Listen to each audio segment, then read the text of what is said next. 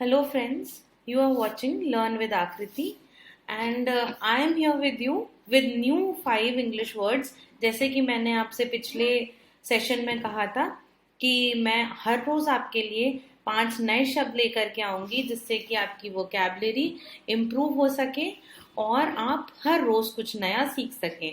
I hope आपको मेरी पिछली वीडियो पसंद आई होगी एंड कुछ भी डाउट हो तो प्लीज बेझिझक without any doubt please put your comments in the comment section if there's any doubt or any feedback you have to give regarding this channel.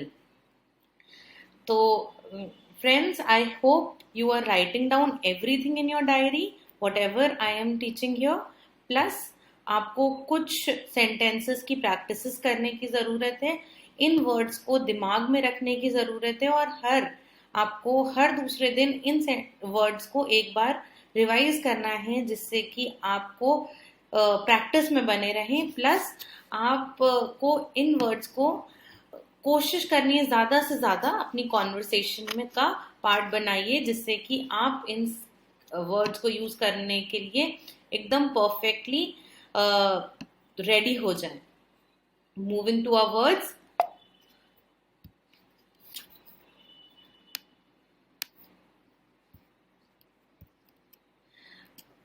First word of the day is blasphemy.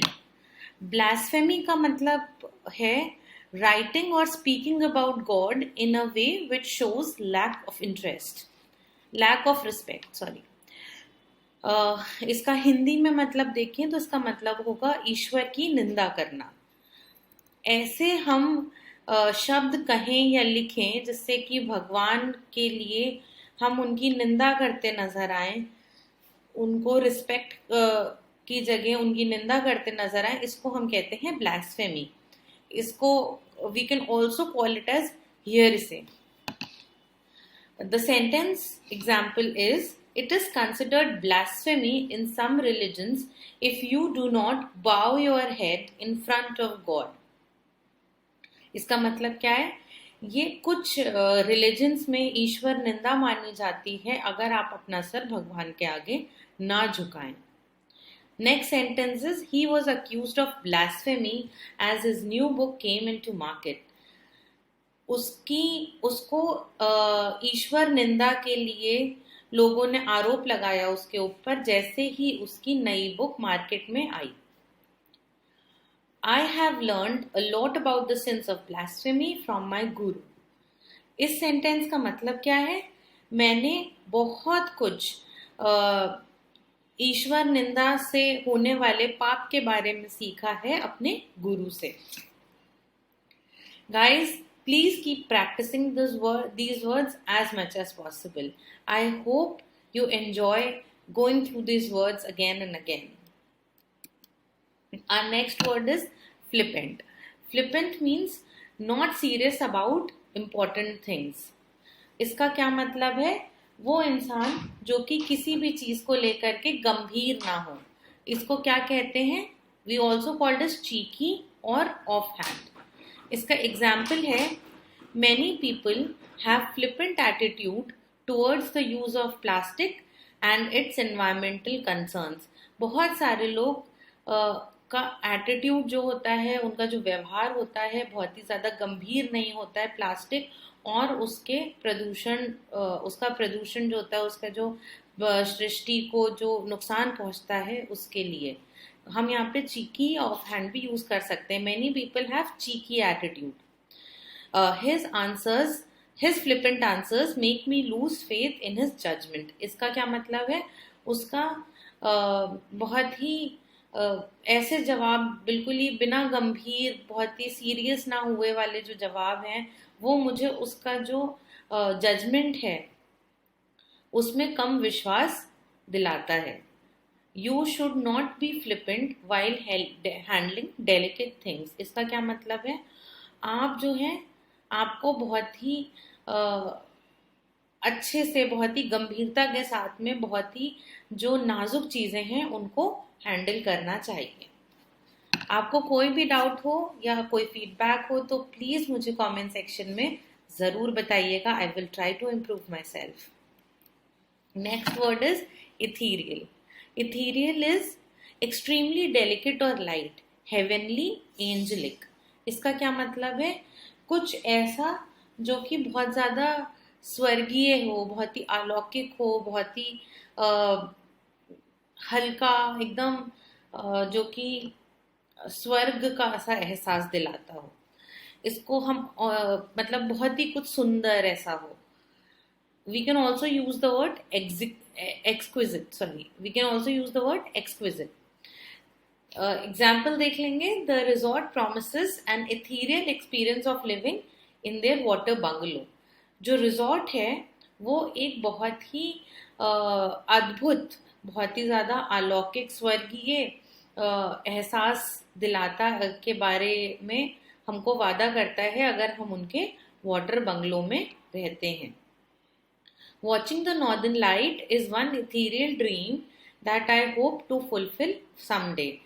जो northern lights हैं उसको देखना एक मेरा ऐसा स्वर्गीय या अलौकिक सपना है जिसको मैं चाहती हूँ कि मैं किसी ना किसी दिन पूरा करूँ. And guys, it's really beautiful. I hope that you guys also wish to see it some, like wish and you do see it someday. His music is so ethereal that it lightens me immediately. उसका जो music है वो इतना सुंदर है, इतना हल्का है, इतना मूड को लाइट करने वाला है. It's so exquisite that it lightens me immediately. वो मुझे बहुत ही अच्छा महसूस कराता है तुरंत से. We can also use the word exquisite. Please keep it in mind in place of ethereal. Then coming to our next word, sumptuous. So, sumptuous means very expensive or lavish. इसको हम और क्या कह सकते हैं? We can also call it, Hindi में हम इनको कहेंगे वैभवशाली या फिर बहुत ही ज़्यादा आलिशान. तो इस we can also synonyms for this is lush और कॉस्टली. सेंटेंस हम यहाँ पे एग्जाम्पल देखेंगे. Honestly when I entered your house everything felt sumptuous. सच्चाई है कि जब मैं तुम्हारे घर आई तो मुझे सब कुछ बहुत ही ज्यादा कॉस्टली, बहुत ही ज्यादा वैभवशाली लगा. The store collection was very sumptuous and we were very impressed. जो तुम्हारे स्टोर का, जो तुम्हारे शॉप का जो कलेक्शन था वो इतना वैभवशाली, इतना ज़्यादा lush, it was so costly, it was so lavish that we were impressed. There was a very sumptuous meal offered at the table. हम इसको इन टर्म्स ऑफ फूड भी यूज कर सकते हैं. फॉर एग्जाम्पल, वहाँ पे जो खाना था वो इतना लैविश था,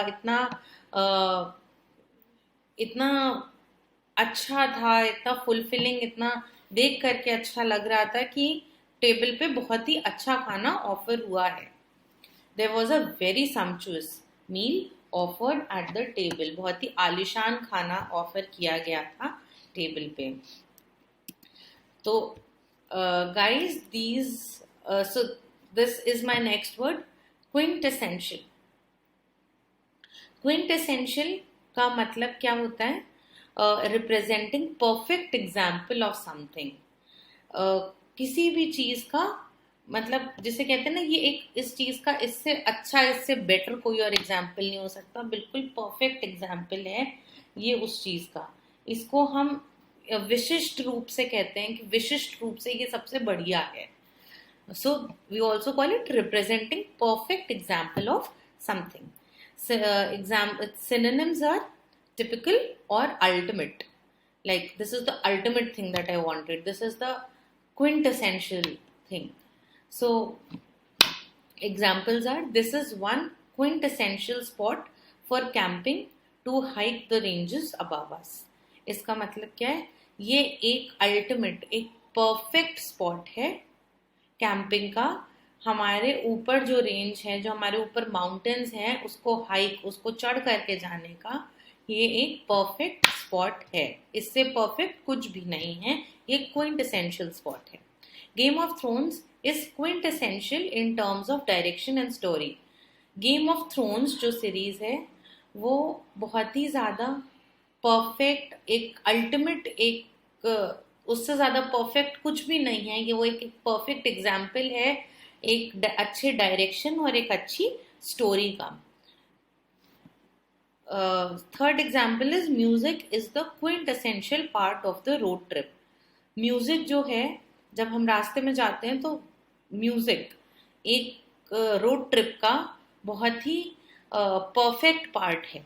मतलब एक रोड ट्रिप को अच्छा बनाने के लिए म्यूजिक एक बहुत ही ज़्यादा अल्टीमेट एग्जाम्पल है एक रोड ट्रिप का, एक बहुत ही परफेक्ट, लाइक उससे बेटर कुछ और नहीं है म्यूजिक से एक रोड ट्रिप के लिए। So guys, I'll again say the same thing कि if you have any doubt please do let me know in the comment section, and मैं again कल फिर आपके साथ कुछ नए 5 शब्द शेयर करूंगी जिससे कि आप अपनी वोकैबुलरी को इम्प्रूव कर सकें।